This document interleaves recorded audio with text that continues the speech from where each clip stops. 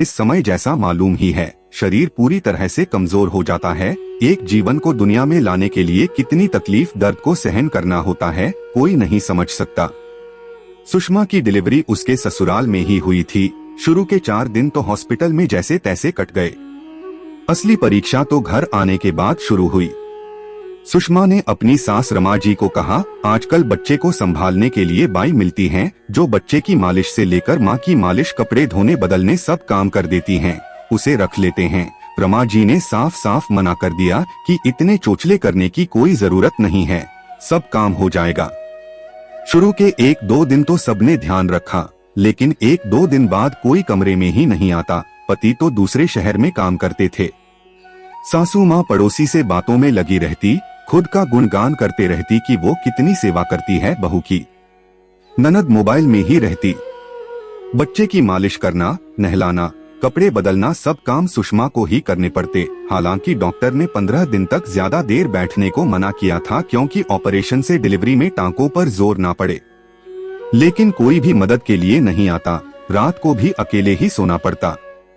बच्चे को दूध पिलाने के लिए खुद सुषमा को भी भूख लग जाती, पर उसे कमरे से निकलने की मनाही थी कि जब तक नामकरण ना हो कमरे में रहना था। सुषमा को भूख लगती थी, पर कोई देखने पूछने वाला नहीं था। सासू माँ तो 2 वक्त की रोटी टेबल पर रखकर चली जाती थी, चाहे सुषमा खाए ना खाए कोई मतलब नहीं। बाकी पूरे दिन सुषमा भूखी ही रहती। खाना खाते वक्त बच्चे को भी खुद ही गोदी में रखकर खाना खाना पड़ता। सुषमा की ठीक से सार संभाल नहीं हो रही थी, जिससे वह और चिड़चिड़ी हो गई। ना रात को ठीक से सो पाती, ना भूख मिटती। एक दिन सुषमा की पड़ोसी जो उसकी दोस्त थी मिलने आई। प्रिया ने कहा, सुषमा मैं तो बच्चे के जन्म के बाद बहुत मोटी हो गई थी, तू तो और कमजोर हो गई है। सुषमा की सासू माँ ने कहा, अब सबका शरीर एक जैसा तो होता नहीं, मैं तो दिन भर पीछे पड़ी रहती हूँ लेकिन ये खाती ही नहीं। अब तुम ही बोलो, मैं इस उम्र में बहू की सेवा में लगी हूँ, तरह तरह के पकवान बना बना के खिला रही हूँ, तो भी शरीर को नहीं लगता इसके। लोग तो मुझे ही ताने देंगे कि मैंने कमी रख दी सेवा में। सुषमा की आंखों में पानी आ गए कि दिन में बस 2 रोटी दी जाती हैं, उसे पकवान कहते हैं क्या? प्रिया ने सुषमा को 1 नंबर देते हुए कहा, मुझे सब पता है इस समय कितनी भूख लगती है, और तेरी सास का स्वभाव भी पता है। इसलिए इससे अच्छा है तू अपने बारे में और बच्चे के बारे में सोच।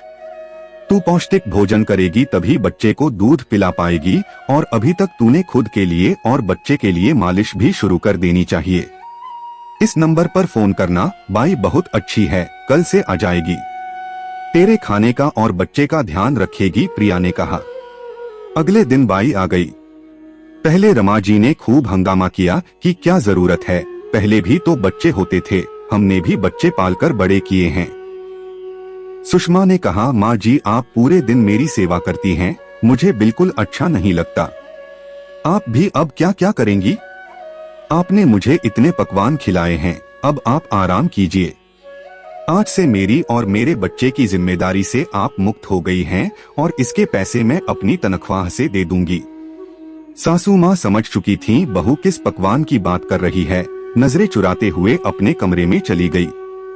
दोस्तों, ये एक ऐसा वक्त होता है जब किसी स्त्री को सबसे ज्यादा मदद, प्यार, अपनेपन की जरूरत होती है।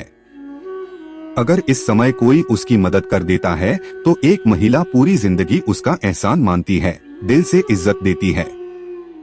लेकिन अगर कोई आपका ध्यान ना रखे तो आप खुद का ध्यान रखें, बिना डरे बिना संकोच के अपने लिए, अपने बच्चे के लिए कदम उठाएं, क्योंकि इस वक्त की लापरवाही पूरी जिंदगी भुगतनी पड़ती है।